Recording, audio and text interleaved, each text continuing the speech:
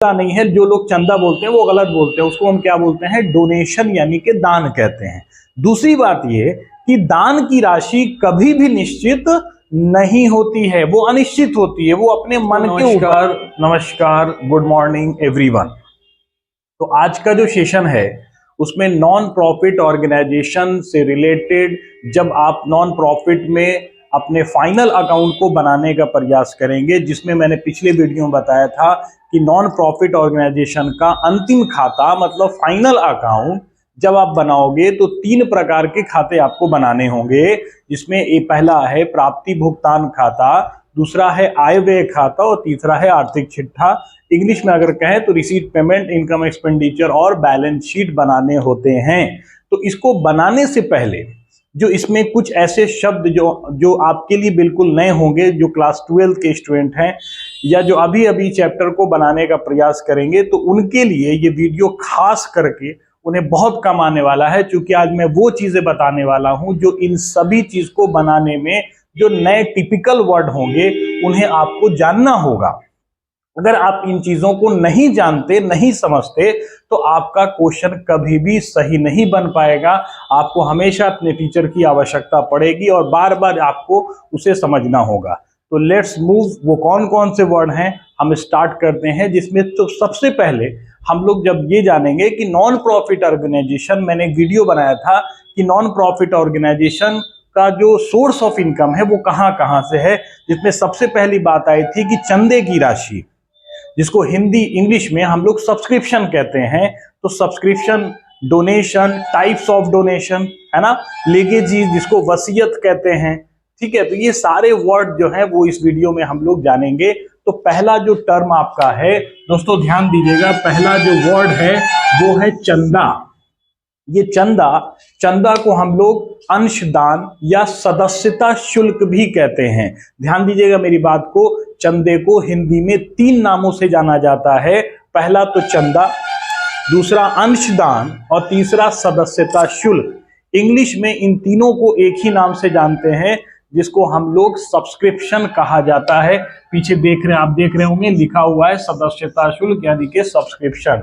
अब ये सब्सक्रिप्शन है क्या, तो याद रखिएगा कि कोई भी नॉन प्रॉफिट ऑर्गेनाइजेशन यानी गैर लाभकारी संस्थान जो होता है वो अपने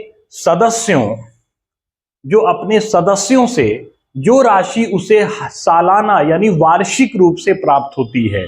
ध्यान दीजिएगा कि नॉन प्रॉफिट ऑर्गेनाइजेशन यानी गैर लाभकारी संस्थान के सदस्यों के द्वारा, मेंबर के द्वारा एक निश्चित राशि वार्षिक रूप से हर साल जो प्राप्त होती है उसे हम चंदे की राशि कहते हैं। फॉर एग्जांपल अगर लिया जाए कि अगर किसी संस्था में 1000 मेंबर हैं, ठीक है, और हर मेंबर को वार्षिक रूप से 100 रुपए देने हैं, हर मेंबर को वार्षिक यानी कि ईयरली कितने पैसे देने हैं, 100 रुपए देने हैं, और मेंबर की संख्या कितनी है तो 1000 है। तो इस हिसाब से अगर हम मल्टीप्लाई करें तो पता चलेगा कि पूरे साल में चंदे की राशि हमें कितनी प्राप्त होगी, तो 1 लाख रुपए प्राप्त होगी। तो ये हमारे 1 साल के चंदे की राशि है। तो आपको समझ में आ गया कि चंदे की राशि क्या है। तो याद रखिएगा, एक बार फिर से मैं बोल देता हूं कि अगर किसी भी संस्था के सदस्य के द्वारा निश्चित राशि वार्षिक रूप से प्राप्त होती है तो उसे हम चंदे की राशि बोलते हैं, ठीक है। दूसरा जो वर्ड है याद रखिएगा, दूसरा जो हमारा वर्ड है दान यानी कि इसको इंग्लिश में डोनेशन कहा जाता है। अब ये डोनेशन क्या है, तो दान याद रखिएगा ये सदस्य द्वारा नहीं प्राप्त होता है ना, ये किसी भी व्यक्ति से प्राप्त हो सकता है। वो सदस्य से भी प्राप्त हो सकता है या सदस्य के बाहर यानी कि संस्था के बाहर के किसी भी आम पब्लिक या किसी संस्था या किसी फर्म या कोई भी व्यक्ति के द्वारा अगर आपकी संस्था को गिफ्ट के रूप में अनिश्चित राशि, जिसकी राशि कोई निश्चित नहीं होती, अगर वो राशि प्राप्त होती है तो उस राशि को हम लोग डोनेशन यानी कि दान कहते हैं। तो दान कब होगा याद रखेंगे, दान संस्था को किसी भी सदस्य से प्राप्त हो सकता है या किसी फर्म या किसी भी कंपनी या संस्था से मिल सकती है, ठीक है। दूसरी बात तो पहली बात तो किसी भी व्यक्ति के द्वारा मिल सकता है, कोई जरूरी नहीं कि सदस्य से ही मिले, सदस्य अगर मिलेगा तो वो दान नहीं, डोनेशन हो, तो चंदा होगा, है ना। और अगर सदस्य के अलावा किसी व्यक्ति से या किसी फर्म से प्राप्त होता है तो उसे हम दान कहते हैं, जिसमें कोई राशि निश्चित नहीं होती है दोस्तों, कोई निश्चित राशि नहीं होती है। तो याद रखिएगा कि ऐसे आम तौर पर अगर मंदिर का या मस्जिद का चंदा हमारे समाज में लोग, अगर हम देखते हैं कि घर घर से कभी कभी वो लोग वसूल करते हैं, तो लोग क्या बोलते हैं कि भैया चंदा दे दो, जबकि चंदा किसको कहते हैं? सदस्यता शुल्क को कहते हैं। तो चंदा तो वो है नहीं। मंदिर या मस्जिद में हम जो पैसे अपने मन से या अपनी खुशी से देते हैं उसको डोनेशन कहते हैं, ठीक। दूसरी बात, तो वो चंदा नहीं है, जो लोग चंदा बोलते हैं वो गलत बोलते हैं, उसको हम क्या बोलते हैं? डोनेशन यानी कि दान कहते हैं। दूसरी बात ये कि दान की राशि कभी भी निश्चित नहीं होती है, वो अनिश्चित होती है, वो अपने मन के ऊपर है कि आप कितना संस्था को, मंदिर को या मस्जिद को गिफ्ट के तौर पर, यानी खुद की भावना से, जो आपका औकात है, जो आपकी हैसियत है, जो आपकी आर्थिक स्थिति, आपका पॉकेट जो गवा देता है, उसी के अनुसार आप दे सकते हैं, है ना। कभी कभी समाज में देखा जाता है कि बहुत सारे मंदिर या मस्जिद का चंदा लेने के लिए या डोनेशन लेके लिए आते हैं, तो 10-20 लोग एक बार किसी के घर गए, भैया चंदा दे दो, और रसीद में काट के दे दिया 1000 रुपए, 1500 रुपए, 2000 रुपए, 501 रुपए। और जो जिस घर वाले को रसीद मिलता है, वो 10-20 आदमी जो लोग आते हैं लेने के लिए, उसको देख के लोग डर जाते हैं, है ना। और भैया बोलते हैं कि भैया हम इतना नहीं दे पाएंगे, और कभी कभी वो लोग उससे बहस भी हो जाती है। तो ऐसा बिल्कुल ना करें। याद रखिएगा, अगर कोई आपसे डोनेशन या मंदिर, मस्जिद या किसी भी जगह से लोग आते हैं दान देने के लिए, तो उनसे कहिए कि भैया डोनेशन जो है वो निश्चित राशि नहीं होती, वो अपने मन के अनुसार होता है, वो चंदा नहीं होता। तो चंदा वो बिल्कुल नहीं है, वो दान है। दान कोई भी व्यक्ति दे सकता है ना। और दूसरी की दान की राशि निश्चित नहीं होती है, ये बात आप ध्यान रखेंगे। होंगे कि दान जो है वो 2 प्रकार के होते हैं। दान कितने प्रकार के होते हैं? तो 2 प्रकार के होते हैं, जिसमें पहला नंबर है दोस्तों स्पेशल डोनेशन, और दूसरा है जनरल डोनेशन। हिंदी में स्पेशल डोनेशन को हम लोग विशिष्ट दान के नाम से जानते हैं, और जनरल डोनेशन को हम लोग सामान्य दान के नाम से जानते हैं। अब इसे आप समझिए कि ये सामान्य दान और ये विशिष्ट दान है क्या, है ना। तो स्पेशल डोनेशन में याद रखिएगा, स्पेशल डोनेशन उस डोनेशन को या उस दान को कहते हैं जो किसी विशेष कार्य के लिए खर्च किया जाता है ना। याद रखिए, या जो किसी विशेष कार्य के लिए हमें प्राप्त होता है। जैसे ध्यान दीजिएगा, यहाँ लिखा हुआ है, यदि दान किसी विशेष उद्देश्य या कार्य की पूर्ति के लिए प्राप्त हो रहा है। विशेष कार्य, स्पेशल वर्क। अब ये स्पेशल कार्य हो सकता है कि जो संस्था के लिए डोनेशन मिला है वो कॉलेज के बिल्डिंग बनाने के लिए मिला है, या मंदिर की ऊपर की छत बनाने के लिए मिला है, या मस्जिद में कोई रिपेयरिंग का काम हो रहा है। तो किसी भी निश्चित कार्य के लिए अगर कोई पैसे प्राप्त हो रहे हैं तो उसे हम स्पेशल डोनेशन कहते हैं, है ना। दूसरी बात आते हैं सामान्य दान की बात करें, तो सामान्य दान नाम से ही पता चल रहा है कि बोलता है जो किसी भी संस्था में दिनचर्या या दैनिक कार्य में या किसी भी कार्य में जो कार्य के लिए जो पैसे हमें प्राप्त होते हैं, या जो पैसा जिस फंड से हम लोग पैसा निकाल कर किसी भी कार्य के लिए खर्च कर सकते हैं, उसे जनरल डोनेशन कहा जाता है। यहाँ पे लिखा हुआ है कि जनरल डोनेशन जब दान किसी सामान्य कार्य या दिन प्रतिदिन कार्य के लिए दिए जाते हैं उसे हम सामान्य दान कहते हैं। तो किसी भी सामान्य कार्य के में अगर कोई राशि खर्च होती है तो उसे जनरल डोनेशन कहा जाता है, और किसी स्पेशल वर्क के लिए, जैसे बिल्डिंग के निर्माण के लिए, मंदिर के निर्माण के लिए, है ना, किसी लाइब्रेरी के निर्माण के लिए, तो किसी विशेष उद्देश्य के लिए अगर आपको पैसे प्राप्त हो रहे हैं तो उसे आप क्या कहेंगे? स्पेशल डोनेशन कहेंगे। और जो किसी भी कार्य के लिए खर्च किए जा रहे हैं उसे हम लोग जनरल डोनेशन कहेंगे। अब बात आती है कि जब हम लोग अकाउंटिंग ट्रीटमेंट करेंगे, यानी कहने का मतलब जब आप फाइनल अकाउंट बनाएंगे नॉन प्रॉफिट ऑर्गेनाइजेशन का, जिसमें रिसीट, पेमेंट, इनकम, एक्सपेंडिचर और बैलेंस शीट आता है, तो इसमें इसका ट्रीटमेंट कैसे होगा, है ना। तो खास तौर पे ध्यान दीजिएगा, जो चंदे की राशि है वो हर साल मिलती है, रेगुलर इनकम है, तो जो रेगुलर हमें प्राप्त होता है ना, उसे हम रेवेन्यू आय यानी रेवेन्यू कहते हैं, यानी कि इनकम कहते हैं। और इनकम जो है वो हमेशा रिसीट एंड पेमेंट और इनकम एक्सपेंडिचर में जाता है। याद रखिएगा, एक अकाउंटिंग ट्रीटमेंट में याद रखेंगे कि सर जो हमारा चंदा है वो रेगुलर आता है, इसलिए उसे हम दो जगह डालते हैं, एक रिसीट एंड पेमेंट में और दूसरा इनकम एंड एक्सपेंडिचर में। ठीक। दूसरी बात आता है कि डोनेशन। डोनेशन कितने प्रकार के होते हैं? दो प्रकार के होते हैं, है ना। डोनेशन में जब दो प्रकार हैं, तो पहला जो डोनेशन है वो स्पेशल डोनेशन है। तो स्पेशल डोनेशन का मतलब, जैसे मैंने एग्जांपल बताया कि सर बिल्डिंग बनाने के लिए है, तो बिल्डिंग तो हमेशा बनता नहीं है, कभी कभी बनते हैं, तो बिल्डिंग के लिए जो स्पेशल जो पैसे आएंगे वो हमारा कैपिटल यानी पूंजीगत प्राप्ति है, क्योंकि ये बार बार हमें नहीं मिलता। जो बार बार मिलेगा वो हो जाएगा इनकम यानी कि आय, लेकिन जो कभी कभी मिलता है, जो किसी निश्चित कार्य के लिए मिलता है, उसे हम पूंजीगत आय कहते हैं।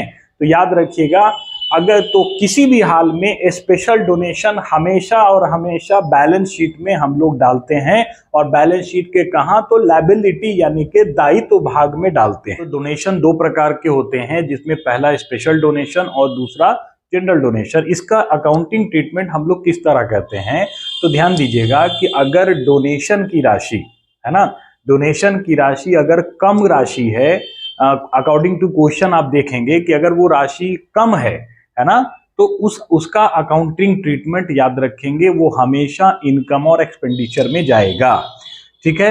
लेकिन अगर स्पेशल डोनेशन की राशि कम हो या ज्यादा हो, तो वो हमेशा हमेशा और हमेशा कैपिटल माना जाता है, मतलब पूंजीगत आय माना जाता है। और आपको पता है कि पूंजीगत आय हमेशा आर्थिक चिट्ठा यानी कि बैलेंस शीट के दायित्व पक्ष में दिखाया जाता है। एक बार फिर से सुन लीजिएगा कि दान की राशि अगर कम हो तो कहां जाएगा?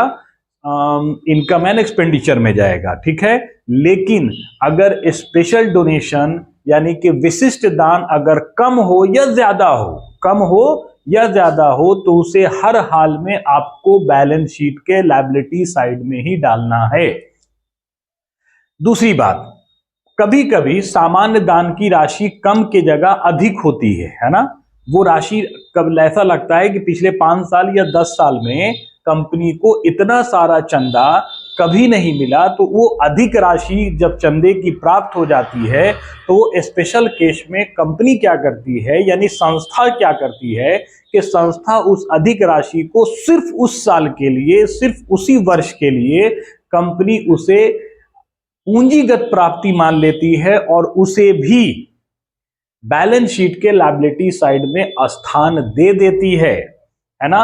उसके बाद एक तीसरी बात याद रखेंगे कि जब आप प्रश्न बनाएंगे, तो प्रश्न के नीचे एडजस्टमेंट यानी समायोजनाएं कुछ विशेष परिस्थिति में क्वेश्चन में दिया होता है। क्वेश्चन में अगर विशेष परिस्थिति में कुछ बात लिखी है, तो उस लिखी हुई के अनुसार आपको क्वेश्चन को बनाना है। फॉर एग्जांपल, क्वेश्चन में अगर कह देगा कि डोनेशन जो प्राप्त हुआ है, सपोज कर लो कि क्वेश्चन में लिखा हुआ है कि 10,000 रुपए जो डोनेशन प्राप्त हुए हैं, उसमें से आधे रकम को आप बैलेंस शीट में, आधे रकम को आय मान लिया जाए। ध्यान दीजिएगा, अगर डोनेशन मिला है और लिखा है कि डोनेशन का आधा रकम इनकम मान लेना है, तो इनकम मान लेंगे क्योंकि स्पेशल केस में दिया हुआ है ना। लेकिन अगर कोई भी एडजस्टमेंट या कोई भी एडजस्टमेंट समायोजनाएं अगर प्रश्न में नहीं है, तो अकाउंटिंग रूल के अनुसार याद रखिएगा कि दान अगर सामान्य है और छोटी रकम है, तो उसे इनकम एक्सपेंडिचर में डालेंगे, और स्पेशल डोनेशन छोटा हो या बड़ा हो उससे कोई मतलब नहीं है, वो सिर्फ और सिर्फ बैलेंस शीट के लायबिलिटी साइड में जाएगा। लेकिन सामान्य दान यानी कि जनरल डोनेशन की राशि अगर बड़ी है, जो पिछले 5 से 10 साल में कभी भी इतना रकम नहीं मिला, तो उस केस में सिर्फ उस साल के लिए जनरल डोनेशन को हम लोग पूंजीगत आय मानकर बैलेंस शीट के लायबिलिटी साइड में ट्रीटमेंट करेंगे। वसीयतनामा, पहला टॉपिक क्या है? वसीयतनामा, जिसको लेगेसीज कहा जाता है। अब ये वसीयतनामा क्या है, इसको ध्यान से समझिए। वसीयतनामा एक ऐसा दान है जो किसी मृत व्यक्ति के द्वारा प्राप्त होता है। अब ये आप सोच रहे होंगे कि सर मृत व्यक्ति के द्वारा कैसे प्राप्त हो सकता है? तो आप याद रखिएगा, जब कोई व्यक्ति अपने जीवन काल में ये वसीयत कर देता है कि मेरे मरने के बाद मेरी ये जमीन या मेरी ये प्रॉपर्टी या मेरा ये बिल्डिंग या मेरे पास जो नगद धन राशि है पूरी की पूरी मैंने किसी संस्था को मैं दान कर रहा हूं, मेरे मरने के बाद ये सारी संपत्ति वो संस्था को डोनेट कर दूंगा या मेरे मरने के बाद ये सारी संपत्ति का मालिकाना हक कोई संस्था होगा, तो उसे ही हम लोग वसीयतनामा या लेगेसीज कहा जाता है। याद रखिएगा दोस्तों, ये जो वसीयत है ये किसी संपत्ति के रूप में यानी एसेट्स के रूप में या कैश के रूप में हो सकता है, जो लिखित रूप में दिया जाता है एक कागज पर, जो सरकारी कागज होते हैं, एक बॉन्ड पेपर पर लिखकर ये संस्था को वो व्यक्ति दे देता है कि मेरे मरने के बाद ये चीजें संस्था के नाम से हो सकती है, या कभी कभी कोई जीवन में जीवित रहने के बाद भी अपनी संपत्ति का कुछ हिस्सा डोनेट कर सकता है, उसे भी वसीयतनामा कहा जाता है। तो याद रखिएगा, ऐसे जो व्यक्ति होते हैं जो अपनी संपत्ति या नगद की बहुत बड़ी राशि डोनेट करते हैं, तो ऐसे बहुत कम व्यक्ति होते हैं। इसका मतलब इस तरह का जो डोनेशन है वो बार बार नहीं मिलता है ना, और जो बार बार नहीं मिलता उसे इनकम यानी आय भी नहीं कहेंगे, उसे क्या कहेंगे? उसे पूंजी यानी कैपिटल इनकम कहेंगे। और जब कैपिटल इनकम कहेंगे तो आपको पता है कि फाइनल अकाउंट बनाते समय इसका अकाउंटिंग ट्रीटमेंट आप किस प्रकार करेंगे? इस डोनेशन को, चूंकि ये डोनेशन स्पेशल डोनेशन जैसा ही है, क्योंकि ये बार बार नहीं मिल रहा, इसलिए इसे हम बैलेंस शीट के लायबिलिटी साइड में ही स्थान देते हैं। दूसरा जो टॉपिक हमारा है वो है प्रवेश शुल्क, जिसको इंग्लिश में एंट्रेंस फी या नामांकन शुल्क, जिसको इंग्लिश में एडमिशन फी भी कहा जाता है। यहां पर दो चीजें मैंने लिखा है, पहला है आपका प्रवेश शुल्क जिसको एंट्रेंस फी, और उसके बाद नामांकन शुल्क जिसको एडमिशन फी कहा जाता है। अब ये एंट्रेंस फी क्या है? देखिए ध्यान दीजिएगा, कोई भी संस्था में अगर किसी व्यक्ति को सदस्यता लेना है तो सदस्यता लेने के लिए उसे संस्था को कोई निश्चित शुल्क देना पड़ता है, जिसे सदस्यता शुल्क कहते हैं, है ना। इसलिए इसे हम क्या बोलते हैं? प्रवेश शुल्क, यानी एंट्री लेने के लिए, संस्था के सदस्य बनने के लिए जो शुल्क दिया जाता है उसे एंट्रांस फी कहा जाता है, प्रवेश शुल्क कहा जाता है। पहली बात। दूसरी बात, अगर किसी कॉलेज या किसी स्कूल में किसी स्टूडेंट को एडमिशन लेना है, किसी छात्र को एडमिशन लेना है, तो एडमिशन लेते समय जो धनराशि आप संस्था को या कॉलेज को या स्कूल को चुकाते हो उसको नामांकन शुल्क कहते हैं। ये तो नॉर्मल सी बात है, आपको पता होगा। लेकिन जब हम फाइनल अकाउंट बनाएंगे नॉन प्रॉफिट ऑर्गेनाइजेशन का, तो अकाउंटिंग ट्रीटमेंट पे बात करें कि अकाउंटिंग ट्रीटमेंट कैसे होगा। तो ध्यान दीजिएगा कि जो हमारा अगर ये शुल्क बार बार हर साल मिलता है, यानी कि हर साल सदस्य को जो संस्था का मेंबर है उसे हर साल सदस्यता शुल्क अगर देना पड़ता है, तो ये एक रेगुलर इनकम है।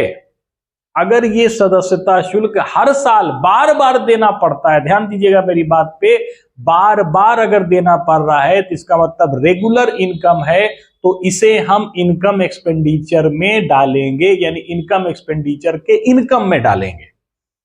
लेकिन अगर दोस्तों ये एंट्रेंस फी या एडमिशन फी सिर्फ एक बार प्राप्त होता है, पूरे लाइफ में एक बार प्राप्त होगा, तो उसे हम कैपिटल मानेंगे, क्योंकि ये बार बार नहीं मिल रहा है। तो जो बार बार नहीं मिलेगा उसे कैपिटल माना जाएगा और इसे बैलेंस शीट के लायबिलिटी साइड में दिखाया जाएगा। आगे बढ़ते हैं। लास्ट जो पॉइंट है, जो तीसरा पॉइंट मैंने लिया है, यानी कि आजीवन सदस्यता शुल्क। आजीवन सदस्यता शुल्क नाम से ही पता चल रहा है, जो पूरे होल लाइफ में अगर किसी व्यक्ति को किसी संस्था का सदस्य बनना है और संस्था का कंडीशन है कि आपको सिर्फ वन टाइम पेमेंट करना होगा सदस्यता शुल्क, सदस्यता लेने के लिए, उसे हम आजीवन सदस्यता शुल्क यानी इंग्लिश में लाइफ मेंबर फी कहते हैं। और बिल्कुल इसका अकाउंटिंग ट्रीटमेंट आप समझ गए होंगे कि अगर पूरे होल लाइफ में सिर्फ एक बार मिल रहा है तो इसे हम बैलेंस शीट के लायबिलिटी साइड में ही स्थान देंगे। तो दोस्तों, वीडियो पसंद आया हो तो लाइक शेयर जरूर करेंगे। ऐसे ही वीडियो मैं आपके सामने बार बार लेकर आता रहूंगा, और हो सके तो कमेंट कर दीजिएगा। और नेक्स्ट टॉपिक अगर आपके दिमाग में कोई होगा तो उसे भी कमेंट करें, ताकि उस पर भी मैं आपको वीडियो प्रोवाइड करा सकूं। धन्यवाद।